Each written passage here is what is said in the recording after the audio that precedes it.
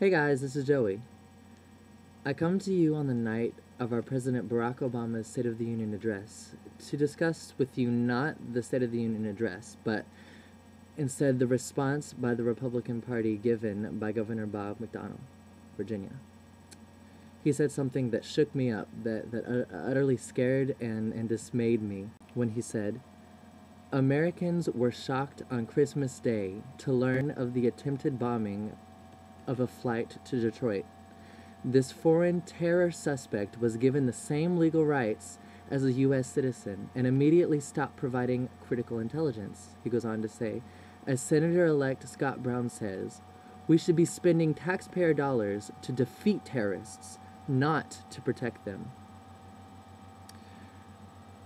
The reason that quote shocks me is because I'm of the belief that anybody on any part of American soil or on any part of the planet deserves, and for the preservation of peace on this globe, must receive equal treatment, due process, and the same human rights that are guaranteed to any human being on this planet.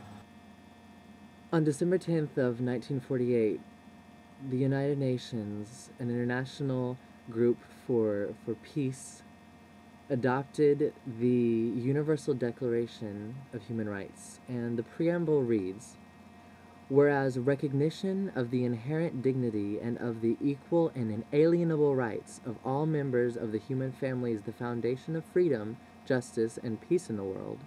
Whereas disregarding contempt for human rights has resulted in barbarous acts which have outraged the conscience of mankind, and the advent of a world in which human beings shall enjoy freedom of speech and belief and freedom from fear and want has been proclaimed as the highest aspiration of the common people." And it goes on to say, "Now, therefore, the General Assembly of the United Nations proclaims this Universal Declaration of Human Rights as a common standard of achievement for all peoples and all nations." The United Nations created here something that is fundamental in the coherency of a global community, which is that human rights to all humans must be respected, or murder, destruction, war will ultimately take over.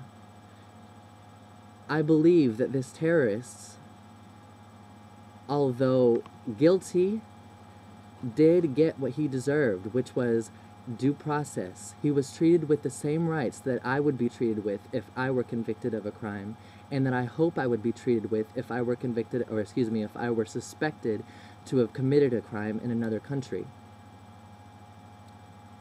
Due process works. This terrorist was convicted, and we cannot ignore that.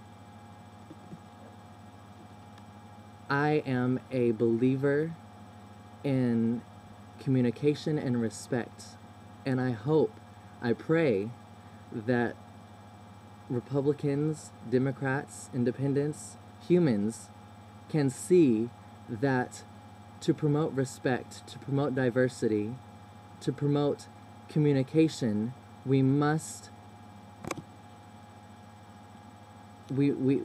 see that human rights have got to be recognized, or else utter chaos will take over this planet.